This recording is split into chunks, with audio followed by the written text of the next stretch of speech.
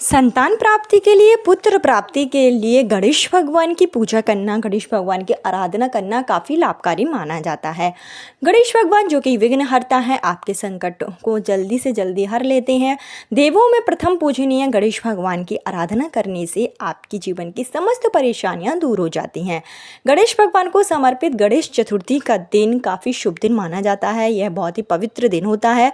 ऐसे में जो भी निसंतान दंपत्ति हैं जिनको संतान प्राप्ति में परेशानी आ रही है, पुत्र प्राप्ति की चाह है लेकिन पूरी नहीं हो पा रही है, घर में सुख सौभाग्य की कमी है, आपकी अगर संतान है लेकिन संतान के जीवन में कष्ट है, रोग से ग्रस्त है या कोई अन्य तरीके की परेशानी है, तो ऐसे में आप संकट चतुर्थी का व्रत जरूर कीजिए। अगर आप व्रत रख सकते हैं तो बहुत अच्छी बात है, और अगर आप व्रत नहीं रख सकते हैं तो आप सिर्फ उपाय कर लीजिए। उपाय करने से भी आपकी जो मनोकामना है वो पूरी होगी। आपको गणेश भगवान के समक्ष प्रार्थना करनी है, विधि विधान से पूजन अर्चन करनी है, कुछ मंत्रों का जाप करना है, जैसे कि आपकी सूनिंगो जल्दी से जल्दी भर जाएगी और आपको जो संतान होगी वो दीर्घायु होगी, कुशार्ग होगी, तीव्र बुद्धिमानी होगी। गणेश भगवान की पूजा करने से आपकी समस्त परेशानी दूर हो जाती है। आपको बता दें कि इस बार की संकष्टी चतुर्थी जो कि ज्येष्ठ माह में आने ही वाली है, जो कि 16 मई शुक्रवार के दिन है। ज्येष्ठ का महीना बहुत ही पवित्र महीना माना जाता है। ज्येष्ठ का महीना जो कि हनुमान जी की पूजा के लिए, गणेश भगवान की पूजा के लिए, शिव भगवान की पूजा के लिए समर्पित माना जाता है। ऐसे में ज्येष्ठ महीने के पूरे दौरान ही अगर आप जप करते हैं, तप करते हैं, दान पुण्य करते हैं तो आपको उसका फल अतिशीघ्र प्राप्त हो जाता है। ज्येष्ठ महीने की कृष्ण पक्ष की संकष्टी चतुर्थी 16 मई शुक्रवार को है। इस चतुर्थी तिथि की शुरुआत 16 तारीख को सुबह 4:05 पर होगी और संकष्टी चतुर्थी तिथि की जो समाप्ति होगी वो 17 तारीख को सुबह 5:19 पर होगी। ऐसे में चंद्रमा जो उदय होगा वो 16 तारीख को रात्रि 10:39 का समय है। तो ये चंद्रमा के उदय का समय आप विशेष ध्यान रखें, क्योंकि यह जो पूजा होती है, जो उपाय होते हैं, वो चंद्रमा को अर्घ्य देने के बाद ही पूर्ण माने जाते हैं। तो किस तरीके से आप उपाय करेंगे और क्या चीज़ों की आवश्यकता होगी, इसकी संपूर्ण जानकारी आपको इस वीडियो में दी जाएगी। लेकिन आगे वीडियो शुरू करने से पहले हमेशा की तरह आपसे मेरा विनम्र निवेदन है कि अगर अभी तक आपने मेरा चैनल धर्म ज्ञान पथ को सब्सक्राइब नहीं किया है तो चैनल को सब्सक्राइब जरूर कर लीजिए। वीडियो पसंद आए तो लाइक कीजिए और कमेंट बॉक्स में गणेश भगवान के 32 नामों में से कोई सा भी एक प्यारा सा नाम जरूर लिखिए, जिससे कि गणेश भगवान की कृपा से आपको मनचाही संतान की प्राप्ति हो और आपके घर में गणेश भगवान के साथ साथ माँ लक्ष्मी का भी आशीर्वाद हमेशा के लिए बना रहे। साथ ही साथ बेल आइकन जरूर प्रेस करें, जिससे मेरी आने वाली वीडियो का नोटिफिकेशन सबसे पहले आप तक पहुँचे। गणेश चतुर्थी यानी कि 16 मई के दिन आपको उपाय करना है। इस दिन आप सुबह जल्दी उठें, सुबह जल्दी उठकर स्नान आदि करके साफ सुथरे वस्त्र धारण कर लें, सूर्य भगवान को अर्घ्य दें। अगर आप व्रत रखते हैं तो अपने घर पर ही गणेश भगवान की आपके पास तस्वीर है, फोटो है, तो उसके सामने आप सबसे पहले व्रत का संकल्प लें। इसके लिए दाहिना हाथ आगे करें, उसमें जल रखें, अक्षत रखें, थोड़ा सा आप फूल रखें और तिथि और उस दिन का जो है तिथि बोलें, बार बोलें, अपना नाम और गोत्र बोलकर जिस मनोकामना के साथ में आप व्रत रख रहे हैं तो वो आपको व्रत जरूर बोलना है। कितने व्रत रखेंगे इसका भी संकल्प आपको लेना है। अगर आप व्रत नहीं रखना चाहते हैं तो आप सिर्फ उपाय कर सकते हैं। आप इन उपायों को अपने घर पर रहकर भी कर सकते हैं या फिर आप मंदिर परिसर में जाकर भी कर सकते हैं। आपके घर के आसपास कोई ऐसा मंदिर है जिसमें गणेश भगवान की काफ़ी प्राचीन मूर्ति है, प्राण प्रतिष्ठित है, तो आप ऐसे मंदिर में जाकर उपाय करें। अगर आप नहीं जा सकते तो आप अपने घर पर ही रहकर, आपके पास गणेश भगवान की मूर्ति है, तस्वीर है, उसके समक्ष आप उपाय कर सकते हैं। इसके लिए आप एक चौकी लगाएं, उस पर लाल या पीले कलर का आसन बिछाकर गणेश भगवान की मूर्ति को, तस्वीर को विराजित करें, साथ ही साथ माँ लक्ष्मी को भी विराजित करें। ज्येष्ठ महीने की जो कृष्ण पक्ष की चतुर्थी तिथि होती है वो एक दंता चतुर्थी मानी जाती है। इस दिन गणेश भगवान के 32 स्वरूप में से एक दंता स्वरूप की पूजा की जाती है। एक दंत गणेश भगवान जो कि बांझ स्त्री को भी संतान का सुख प्राप्त कराते हैं और साथ ही साथ घर में जो है वंश की वृद्धि होती है। आसन लगाकर गणेश भगवान की मूर्ति को, तस्वीर को विराजित करें। उनके समक्ष आप एक चौमुखी दीपक प्रज्वलित करें, जो आप मिट्टी का भी प्रयोग कर सकते हैं और आप आटे का भी बना सकते हैं। 4 बाती लगाएं और इसमें गाय के देसी घी का प्रयोग करना है। दीपक को सबसे पहले आपको प्रज्वलित कर लेना है।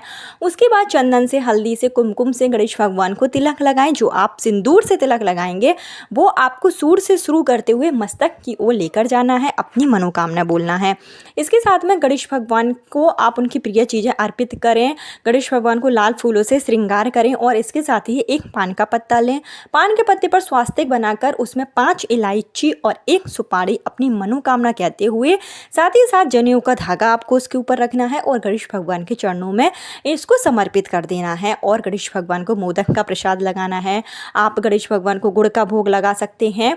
गणेश भगवान के समक्ष इस दिन आप 11 दूर्वा जो है ज़रूर समर्पित करें। 11 दूर्वा एक एक करके आप गणेश मंत्रों का जाप करते हुए दूर्वा चढ़ाएं और इसके साथ ही गणेश भगवान के समक्ष में एक आपको तांबे का या स्टील के लोटे में जल भरकर जरूर रखना है। उस जल में थोड़ा सा आपको अक्षत डाल देना है, फूल डालना है और गणेश भगवान का आह्वान करना है। गणेश मंत्रों का जाप करना है। गणेश भगवान का सबसे सरल मंत्र है ओम गण गणपति नमः या ओम पार्वती प्रिय नंदनाय नमः। इस मंत्र का आप 11 बार, 21 बार या कम से कम 108 बार जाप जरूर करें। और इसके साथ ही आप संतान प्राप्ति के लिए गणेश संतान स्तोत्र का पाठ कर सकते हैं। गणेश संतान स्तोत्र का पाठ करने से संतान की प्राप्ति होती है और साथ ही साथ माँ लक्ष्मी का भी आगमन होता है। संतान गणेश स्तोत्र का पाठ आप जरूर करें। आपको इससे जो संतान होगी वो दीर्घायु होगी, सुबुद्धिमान होगी। और इसके साथ ही आपको एक छोटा सा उपाय करना है कि आपको इस दिन एक जो है पीले कलर का आप धागा ले लें और उसमें अपनी उम्र के बराबर जितनी भी आपकी उम्र है 30 साल 32 साल उतनी आप इसमें गांठें लगाएं। अपना नाम और गोत्र बोलें, अपनी मनोकामना बोलें और इसके साथ ही एक सफ़ेद कलर का कागज लें और उस पर हल्दी से आपको अपनी मनोकामना बोलनी है। आपको पुत्र प्राप्ति की चाह है या संतान प्राप्ति की चाह है तो वो आपको उस कागज पर जो है लिख देना है और कागज को अच्छे तरीके से फोल्ड कीजिए। जो आपने पीले कलर का धागा लिया है जिस पर आपने गांठें लगाई हैं वो धागा आप उसी एक कागज के ऊपर बांध दीजिए और इसको गणेश भगवान के चरणों में आप समर्पित कर दें। ऐसा करने से आपके संतान प्राप्ति के प्रबल योग उसी दिन से बनने शुरू हो जाएंगे। गणेश चतुर्थी के दिन किया गया यह उपाय पूर्ण रूप से कारगर होता है और आपकी सोने को जल्दी से जल्दी भर जाएगी। इसके साथ ही गणेश भगवान की पूजा करें, आरती करें, धूप दीप नैवेद्य आदि चढ़ाएं और आपको जो है गणेश भगवान के जैसे आपने ये जो उपाय है अपने घर पर किया है तो इसके बाद में शाम के समय जैसे कि सुबह आप 7 बजे से लेकर 10 बजे के बीच में उपाय कर लें और उसके बाद में आप शाम के समय गणेश भगवान के मंदिर में ज़रूर जाएँ। गणेश भगवान के मंदिर में जाएँ और साथ ही साथ जो फल होते हैं जैसे कि सेब है, केला है इत्यादि जो फल हैं उनकी आप एक माला बना लें। पीले कलर के धागे से प्रत्येक फलों को बांधते हुए एक माला बनाएं और गणेश मंदिर में जाकर यह माला अपने हाथों से गणेश भगवान को आप पहना दें। अगर कोई ऐसा मंदिर है जहां पर जो है पंडित जी ही पूजा करते हैं, भक्तों को छूने की मनाही है, तो आप पंडित जी की सहायता से यह माला गणेश भगवान को अपनी मनोकामना कहते हुए पहनवा सकते हैं। फिर गणेश भगवान के समक्ष आप दीप प्रज्वलित करें, गणेश मंत्रों का जाप करें और जब आप आरती हो जाए, आपकी पूजा समाप्त हो जाए, मनोकामना बोलें तो यह माला आपको उतार लेनी है और इसको आपको बालकों को या बच्चों को दान कर दें या फिर जो भी मंदिर में भक्तगण बैठे हों, जो भी पुजारी हों, उनको आप एक एक फल जो है आप गणेश चतुर्थी के दिन जरूर दान करें। ज्येष्ठ महीने में यह उपाय पूर्ण रूप से कारगर होता है। गणेश मंदिर में आपको जरूर जाना है और आपको फलों की माला जरूर पहनानी है अपनी मनोकामना के साथ में। इस उपाय को करने से अगर आपकी शादी को काफ़ी समय हो गया हो और संतान प्राप्ति में बाधाएं आ रही हैं, कोई महिलाएं हैं जिनको कोख बंधन हो रखा है या जिनको बार बार गर्भपात होता है, तो उनको गणेश भगवान की इस तरीके से आराधना जरूर करनी चाहिए। साथ ही साथ पीपल के पेड़ में जल जरूर चढ़ाएं। पीपल के पेड़ में भी आप अपनी मनोकामना का धागा बांध सकते हैं और पीपल के पेड़ की 7 बार परिक्रमा करें। ओम नमो भगवते वासुदेवाय नमः मंत्र का जाप करें। अपने पितृ देवताओं को याद करें। ये जो विशेष तिथियां होती हैं